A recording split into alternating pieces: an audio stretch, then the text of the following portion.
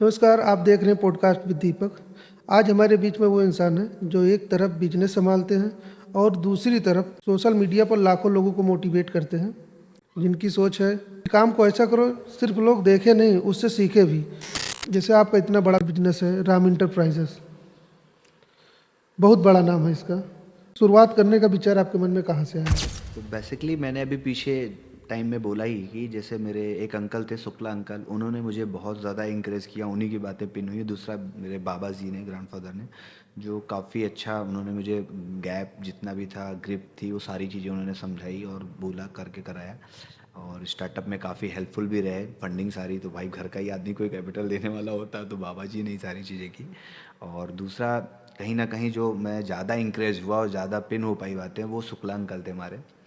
और उन्होंने मेरे को बोला कि मैं अक्सर फ़ोन में ज़्यादा एक्टिव रहता था, तो फ़ोन से कोई सेटिंग से रिलेटेड कोई सी दूर दूर से कोई दिक्कत आती थी तो मुझे बोलते थे कि वो राम के पास जाओ तो वो सही कर देगा।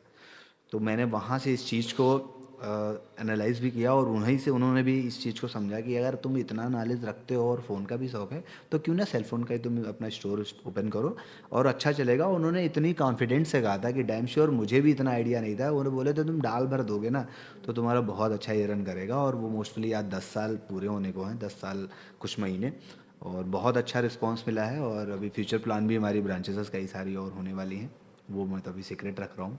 इन केस जल्दी उसका भी ओपन होगा कि कैसे कहाँ कुछ चीज़ें हो रही हैं। भैया, जैसे शुरुआत के समय में बिजनेस जमाने में सबसे बड़ी मुश्किलें क्या आ रही थी? अभी बिजनेस की जो स्टार्टर टाइम में हमें जो प्रॉब्लम फेस करनी पड़ी, वो सबसे बड़ी फेस प्रॉब्लम ये थी कि जैसे कि मुझे आइडिया नहीं था पहली चीज़ तो उसको धीरे धीरे कहीं ना कहीं लर्न करना पड़ा मुझे। वो थोड़ा मैं स्लो था उस टाइम में, बट क्या है ना कि लोकल की जो लोग थे उन्होंने काफ़ी प्रोत्साहन अप्रिशिएट किया, तो वो चीज़ें कवर अप हुई। दूसरा सबसे बड़ा जो हमें लगता है कि कोई भी बिजनेस स्टार्टअप करता है तो उसके लिए एक मैसेज भी है मेरे थ्रू कि छोटा बिजनेस हो या बड़ा, बस केवल पेशेंस होना चाहिए। और जितना पेशेंस के साथ आप रहोगे ना उस बिजनेस पे, तो वो उतना जल्दी आपको गेन भी कर सकते हो और उसकी लाइफ आप बिल्कुल स्ट्रेंथ बिल्कुल स्ट्रॉन्ग कर ले जाओगे। बट पेशेंस बहुत मैंडेटरी है। अगर आप पेशेंस नहीं रख पा रहे हैं किसी जॉब में या फिर सॉरी किसी बिजनेस में, तो डजेंट मैटर, ये है बहुत बड़ा, उसमें सबसे ज़्यादा दिक्कत ये होती है। तो मैंने पेशेंस के लिए तो बिल्कुल माइंडसेट कर रखा था कि मुझे साल 2 साल तक इससे नो प्रॉफिट नो लेस पे रहना है। प्लस मुझे बिजनेस का सबसे बड़ा टैगलाइन मेरा था हैंड टू हैंड हर आदमी के फ़ोन होना चाहिए कि 10 बंदे खड़े हों तो 10 बंदे में 8 बंदे राम इंटरप्राइज का सेल फ़ोन यूज़ कर रहा हूँ। मेरा एक सबसे बड़ा मोटिव ये था। तो इस पैटर्न पे भी मैंने बहुत अच्छे से वर्क किया, कहीं ना कहीं उसका बहुत ही ज़्यादा रिस्पांस भी मिला। स्टार्टिंग में अभी भी लोग मेरे को पीछे से बोलते हैं, मैं किसी छोटे मोटे प्रोग्राम में जाता हूँ या ऑन स्टेज कहीं होता हूँ तो लोग मुझे रिप्रेजेंट जो करते हैं ना, तो इसी से करते हैं कि जब राम इंटरप्राइजेज ओपन हुआ तो हर एक बच्चे बच्चे के हाथ में फ़ोन रखने का इनका सपना था और हर एक बच्चा बच्चा आज के टाइम में इनका फ़ोन यूज़ कर रहा है। और यहाँ तक कि यहाँ नहीं, इनकी सराउंडिंग जो है वो 40-45 किलोमीटर इंटीरियर में ही है। जितनी भी छोटी मोटी दुकानें हैं या बड़े दुकानदार हैं या फिर बड़ा कस्बा है, वहाँ इनको by face by name by nature जान रहा है। तो वो कहीं ना कहीं उसी पैटर्न पे मैंने वर्क किया था, तो आज वो रिजल्ट मेरे सामने है। और शायद आज हम आप बैठ के बात कर रहे हैं तो शायद कहीं ना कहीं वो भी एक सबसे बड़ा वजह है। तीसरी चीज़ अब हम बात कर लेते हैं अगर फ़ोन से रिलेटेड। जब भी कोई न्यू स्टार्टेड बिजनेस होता है तो बहुत सारे लोग ऐसे मिलते हैं जो डिमोटिवेट करने वाले भी होते हैं। आपको ये ना, इनसे आपको बचना है अगर कोई भी स्टार्टअप करना है तो सो प्लीज़ इनको ना, इनको जैसे कहने का मतलब, अब कुछ चीज़ें होती ना, कहते नहीं कि इग्नोर करने में फ़ायदा होता, तो जैसे कोई डिमोटिवेट करने वाले में आता है, स्टार्टअप है, तो जाहिर सी बात है कोई भी अच्छा काम करोगे तो वो हेड एंड टेल में होता है, गलत या सही। तो हम लोग क्या गलती करते हैं डिमोटिवेट करने वाले चक्कर में, हेड एंड टेल के चक्कर में हम लोग हेड भूल जाते हैं, टेल पे ही चले जाते हैं फिर, क्योंकि वो हमें जल्दी दिख रहा होता है। जैसे अब नेगेटिव तो ऑलरेडी नेगेटिव है ना, उसमें तो कुछ हारने वाला जैसा है नहीं हमें, ना ही कुछ करने जैसा है। तो हम लोग ज़्यादा अट्रैक्ट जो होते हैं वो इजली वे चले जाते हैं। हम लोग वहाँ थोड़ा सा स्टैंड करें, पेशेंस दिखाएं, जैसा मैंने बोला पेशेंस करिए। अदरवाइज बिजनेस को आप पेशेंस दे ही रहे हैं, अपना हेड की तरफ जाना है तो बेस्ट एफर्ट करिए और मैक्सिमम टू मैक्सिमम अपने जितने भी डीमोटिवेट वाले हैं इनको इग्नोर करें, तो आपको ज़्यादा दिक्कत नहीं आने वाली है। फैमिली सपोर्ट कैसा रहा भैया आपका? उसके बारे में बताएं हम लोगों को। अभी फैमिली की बात कर लें तो फैमिली में बहुत ज़्यादा लोग तो अभी है नहीं। पापा 2 ईयर ओल्ड हुआ मैटर ऑफ हो गए वो तो फिलहाल, अभी मम्मी हैं तो उनको बिजनेस से तो फिलहाल कोई लेन देना होगा ही नहीं। हाँ, बस उन्होंने हेल्पफुल रहती हैं, लंच डिनर टाइम से कराना, बार बार कॉल करके सारी चीज़ों को फॉलोअप लेना, खाना खाया नहीं खाया, केयर जैसे सारी मम्मियाँ होती, हर लड़के के लिए फ़िक्र होती ना, तो वो सारी चीज़ें रहीं। बाकी बाबा ने तो फिलहाल इन्वेस्टमेंट किया ही। और थर्ड बात सबसे मोस्ट इम्पॉर्टेंट कि मेरे ख़ानदान में किसी ने बिज़नेस किया ही नहीं है, तो फिर कोई मतलब ही नहीं है, बिज़नेस में कोई सपोर्ट कर पाएगा। हाँ, बस हौसला अफ़ज़ाई रहता था, बैक एंड से सारे खड़े होते थे, बोलते थे। और बाकी जितना भी ओरली सपोर्ट करना था, लोग मेरे को ओरली करते ही करते थे, नो डाउट इसमें, क्योंकि थोड़ा मेरा नेचर ही ऐसा होता है कि लोग मेरे से ज़्यादा बहुत हेट नहीं करते। और मेरा भी फर्स्ट प्रेफर्ड यही रहता है कि कोई भी बंदा मिले तो उसकी नज़रों में ना मेरी एक अच्छी वाली छवि रहे, वो ये ना कहे कि यार कितना ईगोइस्टिक है, कितना यार एटीट्यूड इसके अंदर, घमंडी सा दिख रहा है। तो वो सब चीज़ें मैं थोड़ा सा इग्नोर करने की कोशिश करता हूँ। बाकी अब सारे 100% तो कर नहीं सकते। क्या आपने कभी सोचा था कि राम इंटरप्राइजेस से इतना बड़ा नाम बन जाएगा? इसके बारे में बताएं हम लोगों को कुछ। ये भी दिलचस्प क्वेश्चन है आपका। वैसे फ़िलहाल हर आदमी की सोच तो ही रहती है, कोई भी स्टार्टअप लेता है तो बहुत गेन करने का सोचता है, बहुत बड़ा होने का सोचता है।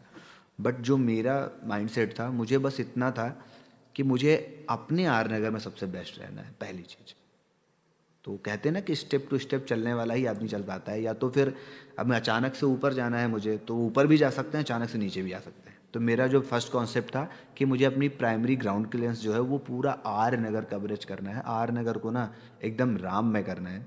और अपने बिजनेस के पॉइंट ऑफ व्यू से या फिर अपने बिजनेस के माध्यम से हर एक बंदे के नज़र में, मतलब जो फ़ोन परचेज कर रहा है मैं उसकी बात ही नहीं कर रहा, जो बंदा मेरे को फॉलो कर रहा है, देख रहा है आज की डेट में, follow in the sense digital platform नहीं, देख के खुद वाला फॉलो जो होता है कि हाँ यार वो बंदा ऐसे है, इतनी अच्छी लाइफस्टाइल जी रहा है, तो मुझे ऐसा रहना चाहिए। तो मैं उस चीज़ को फॉलो करना चाह रहा था अपनी लाइफ में, वो चीज़ें मैंने कर ली। हाँ, ये चीज़ भले है कि राम इंटरप्राइजेस जो मेरा सेलफोन स्टोर रन कर रहा है अभी, ये मेरी एक्सपेक्टेशन से ना कहीं ये वाली स्पेस है, मैंने यहाँ तक ही सोचा था बट ये यहाँ तक आ गया है। और कहीं ना कहीं मुझे अब और मज़ा आ रहा है, मुझे अब लग रहा है कि जितना हुआ है ना उसका 10x और मुझे करना है। ऐसा कुछ मतलब एक एनर्जी मिल रही है, एक वाइब आ रही है कि अब मुझे सच में बताया तो इस राम इंटरप्राइजेस को मैं सोच रहा हूँ, जैसा मैंने बताया कि अभी मेरे और सारे ब्रांचेस खुलने वाले हैं। तो ये मेरे लिए बहुत ही गौरव की बात है, मैं अपने आप को बहुत ही ग्लैड फील करता हूँ। और मोस्टली मैं अपने आर नगर के सारे युवाओं को इनक्रेज भी करता हूँ, मेरे साथ कोई भी बैठता है अगर, तो मैं 2 मिनट के लिए ज़रूर बोलता हूँ कि भाई मेरे को इकोनॉमिक स्रोत बता दो अपना भाई, मुझे कुछ भी कर भाई, तू 1 नंबर कर रहा है, 2 नंबर कर रहा है, 4 नंबर कर रहा है, वट एवर, बट इकोनॉमिक स्रोत अगर साथ में लेके चल रहा है तू, तो तुम्हें मज़ा आएगा लाइफ का। नहीं हो रहा है तो तुम मुझे अपनी लाइफ में फॉलो कर सकते हो। मैंने एक टाइम में सारी चीज़ें की हैं बेस्ट, कह लो तो सिंपल है। मैंने एक टाइम में ट्रैवल भी किया, वो भी बहुत बेस्ट किया। स्टडी भी की, तो मैं स्टडी में खुद के ऑन कैमरा में बोलना चाहूँगा मैं बहुत अच्छा नहीं था, ओके ओके था, तो ठीक है वो आज यहाँ बैठा हो। तो मैं जॉब वगैरह, मतलब बहुत बड़ी अपॉर्चुनिटी होती है आज के टाइम में लोगों के लिए एज ए कोविड, बट कहीं ना कहीं बिजनेस भी ना, आज के टाइम में मैं कितनी अच्छी भी जॉब कर लेता, तो जो मेरे पास आज लिक्विड और जो मेरे पास आज कैपिटल है और जो फेम है, शायद मैं अगर लाखों रुपए भी महीने अगर सैलरी उठा रहा होता तो ये रिस्पेक्ट नहीं मिल रही होती। और जो मैंने अर्न किया है उसमें कोई लिमिट नहीं है। अब वो तो अर्निंग में फिलहाल क्वेश्चन मार्क है, ऐसे ऑन कैमरा नहीं बोल सकते। बट ये है कि हाँ, मतलब 10 जॉब की भी नीड कम पड़ जाएगी आज के टाइम में मेरे पास। तो ये सारी चीज़ें कहीं ना कहीं राम इंटरप्राइज की वजह से हो पाया। थैंकफुल राम इंटरप्राइजेस और एंड सो आइडियंस एंड सो आपको भी ऐसे ही इंकरेज करते रहेंगे और ऐसे सारे ब्रॉडकास्ट में आप बुलाते रहेंगे तो मेरा हौसला और भी अफजाई होता रहेगा। तो जैसे भैया ने बताया, तो जिसके नाम में ही राम हो तो बड़ा तो होगा ही।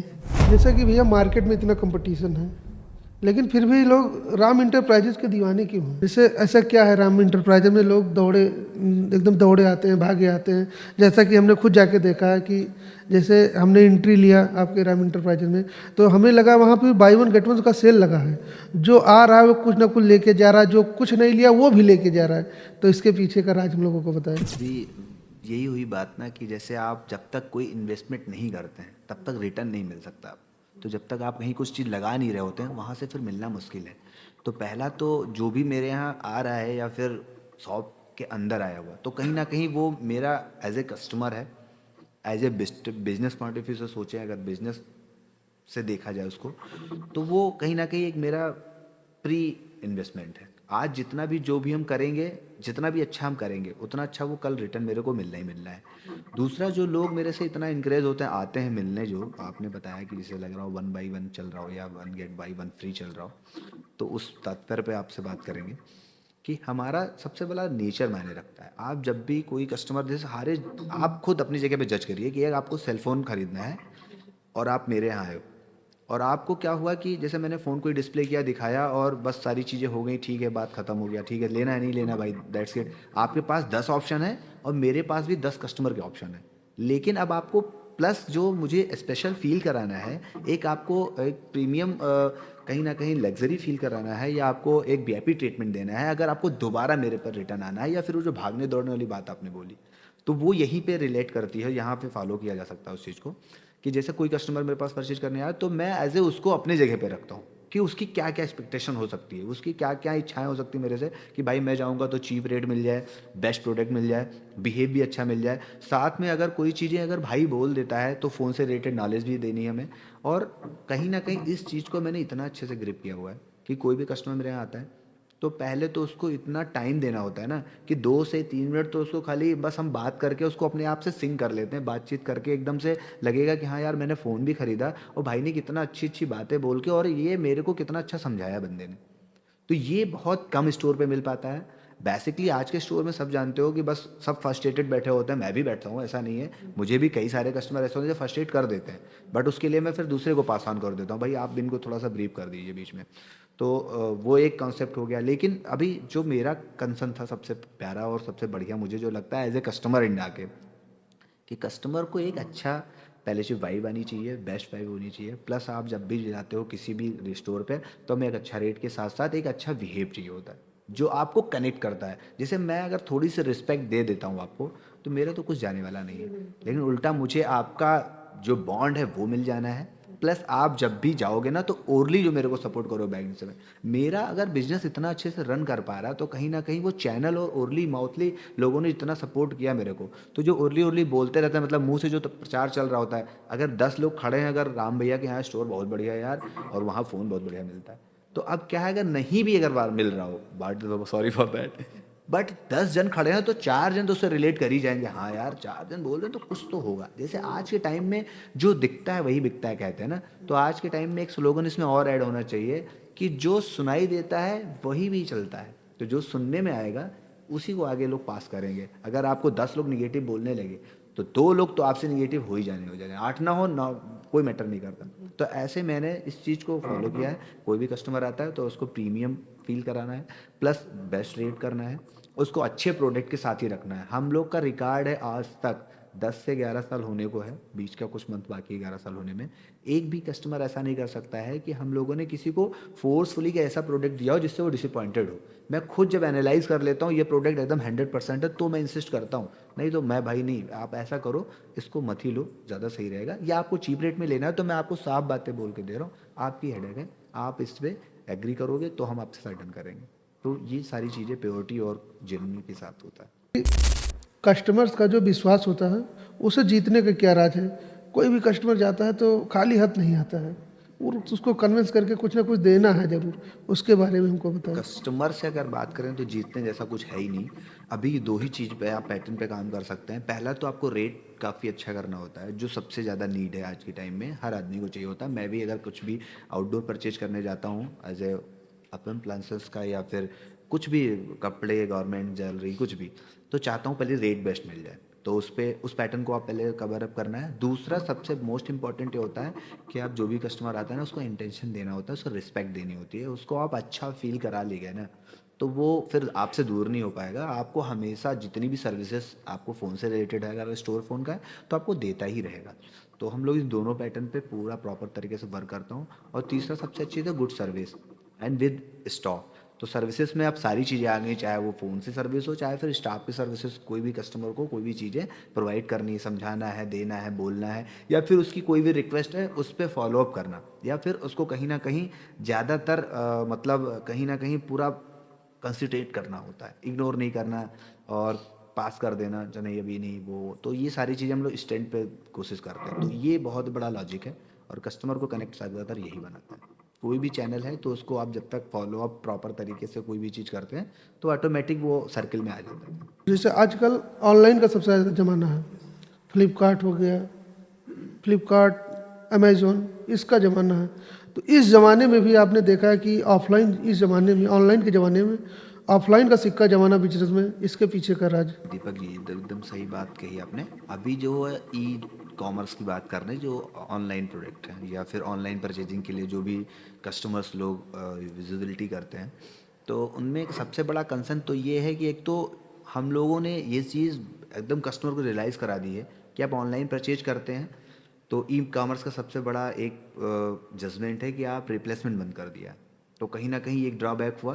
फ्लिपकार्ट, अमेज़ॉन या जितने भी हैं वो मोबाइल के परचेज पे सीधी सी बात, अगर कोई भी फ़ोन खरीदता है तो रिप्लेसमेंट अब बंद कर दिया, पहले हो जाती थी। तो ये एक कॉन्सेप्ट हुआ इनका ड्रॉबैक होने का। दूसरा, हम जितने भी रिटेलर्स बंधु हैं, जितने भी बिजनेस रन कर रहे होते हैं अपना ऑफलाइन, इनमें क्या है कि फिजिकल टच एक्सपीरियंस जो होता है, जैसे आप ऑनलाइन कोई भी फ़ोन परचेज करते हैं आप, तो क्या होता है कि आपको जब पे कर देना है या प्री पे करेंगे या फिर डब्बा आ जाएगा सामने, पूरी पेमेंट डालेंगे तभी अनबॉक्स होने देगा। हम लोग का क्या है कि आपको physical test at a time कराते हैं, फिर आपको पेमेंट करनी है, आपको परचेज करना है। दूसरा सबसे बड़ा कहीं न कहीं अपने आप को आगे रख पाना है या फिर सैटिस्फाई होना है सेल से रिलेटेड से।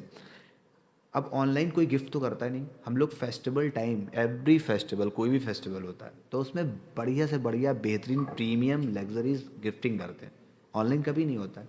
प्लस रेट की भी गारंटी है कि जब भी फेस्टिवल टाइम में कोई परचेज करता है तो हम लोग रेट भी इतनी मतलब पैसिफिक रेट रखते हैं, इतना कंसर्न, इतना क्लियर रहता है उसका कि मतलब कोई डाउट नहीं रहेगा, कहीं से भी रेट कोई मिलाएगा तो उसको सस्ता ही मिलना है।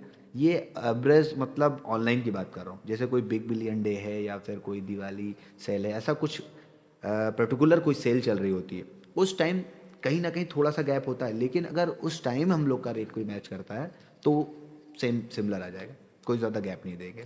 दूसरा, आपको ऑनलाइन के और ऑफलाइन में अभी पहले तो 2000 अगर बात करें 23 और 22 में कोविड के बाद बहुत सारी चीज़ें फेस करनी पड़ी थी, बट अब थोड़ा थोड़ा लोग अवेयर हो गए हैं। लोग समझने लगे हैं कि हमें ऑनलाइन क्या बेनिफिट है और ऑफलाइन क्या बेनिफिट है, क्या ऑनलाइन नुकसान हो रहा है और क्या ऑफलाइन हो रहा है।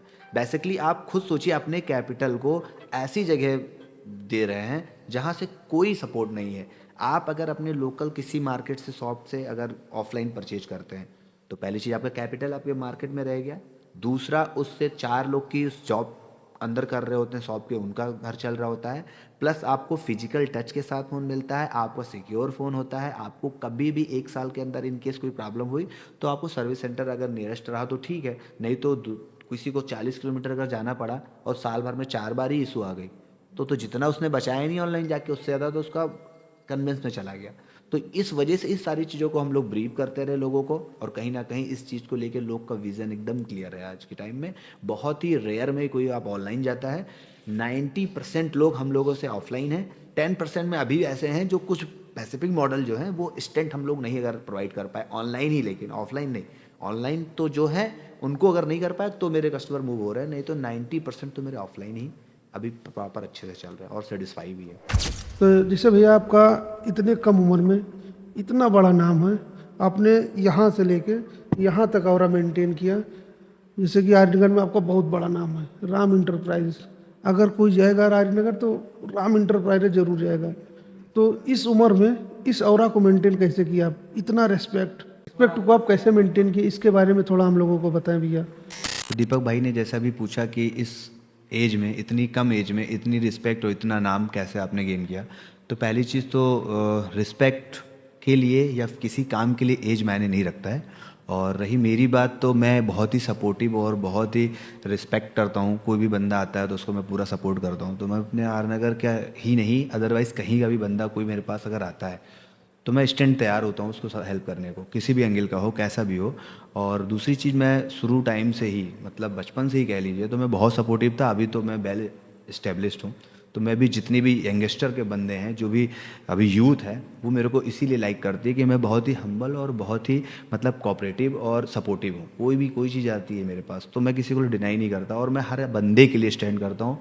इवन उस बंदे के लिए भी जो मेरे को बिल्कुल भी पसंद नहीं करता, मैं ऑन कैमरा कहता हूँ, जो मुझे बिल्कुल नहीं पसंद करते, मैं उनको भी पूरी तरीके से 100% सपोर्टिव हूँ उनके लिए हर एक मामले के लिए स्टैंड करता हूँ। जो भी मेरे पास रिक्वेस्ट आती है, मेरा एक खुद का नेचर है कि जैसे किसी ने मेरे को रिक्वेस्ट की तो मैं करंट का देखता हूँ कि रिक्वेस्ट किससे कोई करता है, अपने से बड़ा जिसको मानता है या फिर वो उसके लिए बहुत रिस्पेक्ट रखता है। तो मैं बैक एंड से उसने मेरे को कल उल्टा भी पीछे से बोला हुआ होता है तो भी मैं उसको हेल्प करता हूँ, तुरंत उसके साथ एग्री करता हूँ, पूरा रिलेट करता हूँ। तो वो कहीं ना कहीं वही चीज़ें मेरे को रिन्यू होती रहती हैं और रोटेट होके रिटर्न मेरे पास मिलती है। आपने एक कर्मा का नाम सुना ही होगा, तो बस मैं उसी को फॉलो करता हूँ और कहीं ना कहीं उसी का मुझे रिवर्ट मिलता है, रिटर्न मिलता है। बाकी थैंक यू सो मच। तो जैसे भैया एक सवाल हमारे मन में था कि डिजिटल प्लेटफॉर्म पर आपका क्या एक्सपीरियंस है, रील और रियल में क्या अंतर है, इसके बारे में बताओ कुछ हमको। बिल्कुल दीपक भाई, आपने बिल्कुल सही क्वेश्चन किया है। अभी डिजिटल प्लेटफॉर्म की बात करें तो जो मैंने अभी खुद एक्सपीरियंस किया है कि रील्स में कुछ भी रहता है आदमी, और बेसिकली जब उसको रियल में मिलते हैं ना तो वो बिल्कुल ये ग्राफ होता है, रील और रियल अपना यहाँ है और रील यहाँ है। तो पर्टिकुलर ये किसी एक बंदे के लिए नहीं है, कोई अपने आप पे ना ले, लेकिन रियल और रियल में बहुत फ़र्क देखा है मैंने। और हर उस डिजिटल प्लेटफॉर्म के लिए मैं बोलना चाहूँगा, जितने भी डिजिटल फॉर्म हैं अभी, चाहे यूट्यूब हो, चाहे आपका इंस्टाग्राम हो, चाहे फेसबुक हो, मतलब एक्चुअल लाइफ में बहुत ज़्यादा फेक लोग हैं। मतलब कुछ भी दिखा सकते हैं आपका रील्स में, बट रियल में आप देखोगे ना तो कहीं कहीं दूर दूर तक रिलेट ही नहीं करते अपने रियल लाइफ में। तो ऐसे लोग को भी मैंने देखा है, और कुछ जन ऐसे भी हैं जो बहुत ही सॉफ्ट और बहुत ही कूल लगे मुझे। और इस डिजिटल प्लेटफॉर्म पे मुझे बहुत ही अच्छे और बहुत ही यूनिक यूनिक फेसेस से मिलने का मौका मिला, और बहुत अच्छा एक्सपीरियंस रहा मेरा डिजिटल प्लेटफॉर्म से, और लोग मेरे को बहुत अप्रिशिएट किए हैं, और मैं उसी को बस रिपीट कर रहा हूँ लोगों के साथ। मैं हर आदमी को ऐसे ही उस नज़रिया से देख रहा हूँ जिस नज़रिया से मुझे लोग देख रहे हैं। तो बहुत मज़ा आ रहा है मुझे तो, और आई होप अच्छे लोग के लिए मैं अच्छा हूँ। और बाकी का मैंने बताया ना कि कुछ लोग ऐसे भी हैं कि रियल लाइफ में कहीं भी रिलेट नहीं कर रहे हैं, डिजिटल प्लेटफॉर्म पे वो ऐसे बने घूम रहे हैं, तो फिर उनका यही सीन है। आपने सोशल मीडिया पर कंटेंट बनाना कब और कैसे शुरू किया, इसके बारे में बताओ हम लोगों को। कि अगर सोशल मीडिया प्लेटफॉर्म की बात करें तो मेरी जर्नी मतलब बहुत ही ऐसे ही स्टंट वाली थी। मुझे बहुत ज़्यादा इन सब में कोई इंटरेस्ट नहीं था, सही चीज़ तो यही है। बट क्या हुआ कि मुझे फ़ोटोग्राफी का थोड़ा बहुत सिंक था, और उस सेंस को मैं कहीं ना कहीं फ़ोटो पे ही अप्लाई करता था। और ज़्यादातर मैं नेचर लवर्स रहा, तो मैं ट्रेवल करता था। तो रील्स वगैरह तो पहले ज़्यादा होती नहीं थी।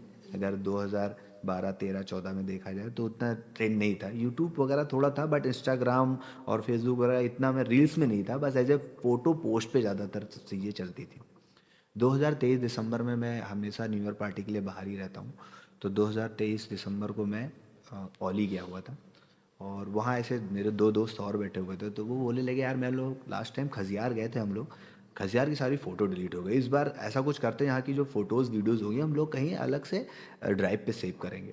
तो उन्हीं में मेरा फ्रेंड था, उसने मुझे बोला कि ऐसा करते हैं भैया, इंस्टाग्राम पे उसको अपलोड करते हैं, प्राइवेट करते हैं, और जब ज़रूरत होगी तब उसी से वीडियो निकाल लिया जाएगी। वैसे तो सारी अच्छी जो मेमोरेबल बातें थी या वीडियोस थी वो हम लोग की चली जाती थी। अक्सर मैं ट्रेवल टाइम था, बट मेरे पे बैक एंड से कुछ नहीं बचा, सारे इरेज हो जाते हैं, कभी स्विच करो फ़ोन तो कभी रिलीज, कभी कुछ, या अभी फॉर्मेट हो गया फ़ोन। तो ऐसी चीज़ों में मैंने कई बार फेस किया। तो अचानक से ओली में 2023 दिसंबर को ओली गया था मैं, वहाँ की एक वीडियो मैंने डाली थी, मेरी पहली वीडियो वही थी, मैंने एज ए पोस्ट कर दिया था डाटा रिकवर के लिए कि मेरा वो सेफ़ रहेगा, मैं वो डाटे को रिमूव कर लूँगा जब ज़रूरत पड़ेगी। मुझे बहुत अच्छा लगा, और है भी, मैं रिकमेंड भी करूँगा कि कोई भी अगर विंटर टाइम में जाता है तो मैं सभी को पहली चीज़ रिकमेंड करूँगा विंटर टाइम के लिए ओली बहुत ही अच्छा रहेगा। मैंने जो एक्सपीरियंस किया है वो मैं चाहूँगा आप सब भी करें। और बाकी डिजिटल प्लेटफॉर्म से रिलेटेड कुछ क्वेश्चन जैसे अभी दीपक भाई ने किया, तो फर्स्ट ऑफ ऑल तो यही चीज़ था। बाकी का मैंने रील बनाने का जो थिंक ऑफ सेंस आया मुझे, वो जो इस रील को अप्रिसिएशन मिला, जितनी रिस्पेक्ट मिली, जिस हिसाब से मुझे पता भी नहीं था, ज़्यादा मुझे आइडिया नहीं था इंस्टाग्राम का, तो उस पे मैंने वो वीडियोस ज़्यादा अच्छी व्यूज़ जाने की वजह से कहीं ना कहीं मुझे अच्छा एक रिस्पांस मिला, और लोगों ने अप्रिशिएट करना शुरू कर दिया। फिर मैं रील्स धीरे धीरे करने लगा, और थोड़ी बहुत एडिटिंग भी करने लगा। तो मैं सेल्फ एडिटिंग के साथ जो रील्स अभी पोस्ट कर रहा हूँ उसमें तो बहुत सारा अप्रिशिएट मिल रहा है, लोग बहुत पसंद कर रहे हैं मुझे। और thank you so much everyone, जो आप सब इतना प्यार और इतना सपोर्ट दे रहे हो मुझे। और इस प्रोडक्ट के माध्यम से भी मैं आपको बोलना चाहूँगा, thank you so much everyone. और so please keeping loving and keep liking and keep supporting everyone. Social media के आप इसमें पर सुपरस्टार हैं हमारी नज़रों में। तो सोशल मीडिया से आपको कितना फ़ायदा मिला और सोशल मीडिया ने आपके बिजनेस को कितना बढ़ाने में मदद की आपको, इसके बारे में बताएं। मीडिया से तो पहली चीज़ तो मुझे बहुत सारे रिस्पेक्ट, बहुत सारा प्यार और ऐसे कुछ हैप्पी फेसेस मिले हुए हैं जो शायद मैं कभी नहीं मिल पाता उनसे। तो specially thanks for digital platform. और मेरे बिजनेस को भी काफ़ी गेन मिला हुआ है। जो भी कुछ चीज़ें ऐसी होती जो मिसकम्युनिकेशन गैप रह जाता था, कनेक्टिविटी नहीं हो पाती थी, दूर दूर के लोग जो नहीं कनेक्ट हो सकते थे, वो भी डिजिटल प्लेटफॉर्म पर मुझसे जुड़ पाए। और उसके लिए मैं भी थैंक यू बोलूँगा Instagram and all digital platform. आने वाले 5 साल में आप अपने बिजनेस को कहाँ देखते हैं?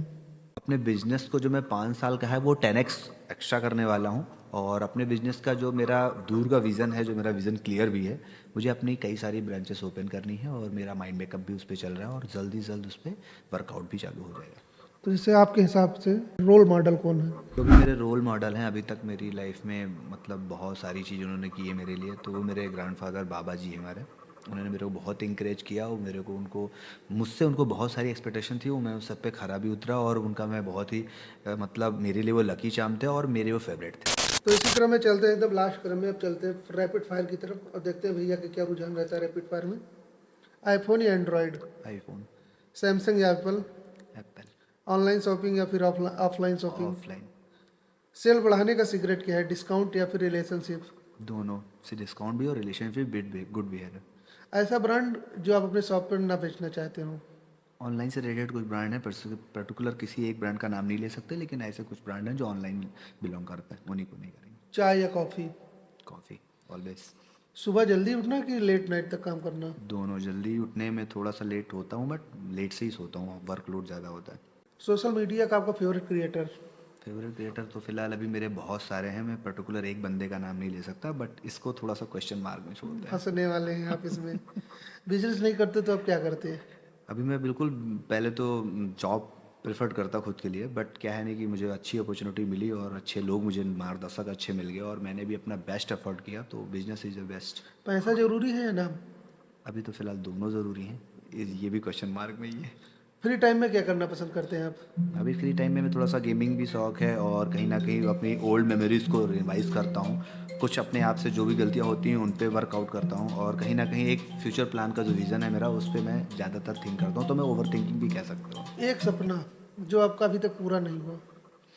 फ़िलहाल ड्रीम तो मेरे अभी कई सारे हैं और मैंने बहुत सारे अचीव भी कर लिए हैं। और बाकी का एक सपना ये कहेंगे कि मुझे ना बस अपना ना एक अलग ही फेस वैल्यू बनानी थी, वो मैंने बना भी ली है। और उसके साथ ऐड ऑन करना है कि अपने बिजनेस को ना एक अलग पड़ाव पे मुझे ले जाना है और लोगों से जो एक कनेक्टिविटी है वो थोड़ा सा एक मतलब पॉजिटिव वे में रखना है हर आदमी को, बस that's it। बड़ा सवाल हमारे लिए है। आपके पास में जो गाड़ी है वही गाड़ी सबका ड्रीम है, लेकिन आपकी ड्रीम कार कौन सी है?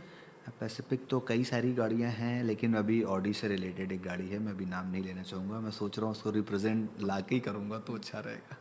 अगर आपको एक साथ में 20 करोड़ रुपए मिल जाते हैं तो क्या करेंगे उससे आप? मैं तो 20 करोड़ को बस यूँ एक नया सेटअप डालूंगा, बिजनेस स्टार्टअप कर दूंगा। देख रहे हो, एक बिजनेसमैन का मैं बी प्रिपेयर्ड रहता हूँ बिजनेस के लिए, मुझे बस अगर ऑप्शन पैसा मिलेगा तो मैं मिलेगा तो करता सीधा रहता हूँ। टारगेट है बिजनेस, उसको बिजनेस में लेके जाना मतलब है। बिजनेस तो मैं कर ही रहा हूँ, मैं उस अलग प्लेटफॉर्म पे लगा देता हूँ, मुझे एक प्लेटफॉर्म से पैसे नहीं चाहिए, मुझे अब सारे यही प्लेटफॉर्म हमारे से फ्रेंड पेमेंट सर्कल में चाहिए। होते हैं तो 10 करोड़ 20 करोड़ कहाँ लेके जाते हैं, अभी जैसे आपने बताया। राइट। तो अब चलते हैं क्रिकेट की तरफ। रोहित शर्मा, विराट कोहली? ऑलमोस्ट मुझे तो विराट ही मेरा फेवरेट है, बेस्ट फिलहाल कैप्ट पर्सनली प्लीज कोई मत ले। बेस्ट कैप्टन MS धोनी या विराट कोहली?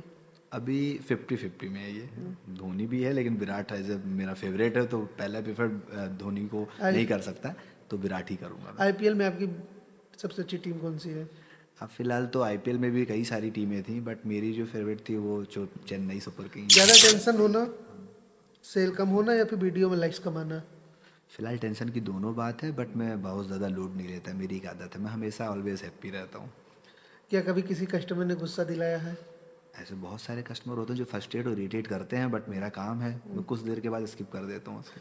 कैमरा ऑन करने से पहले दिमाग में क्या चलता है? सबसे पहले तो वीडियो फोटोज अच्छी आनी चाहिए, वरना तो फिर बेइज्जती हो जाएगी। आप शॉप पर अपने दिन में कितनी बार बोलते हैं कि बस ये लास्ट पीस है?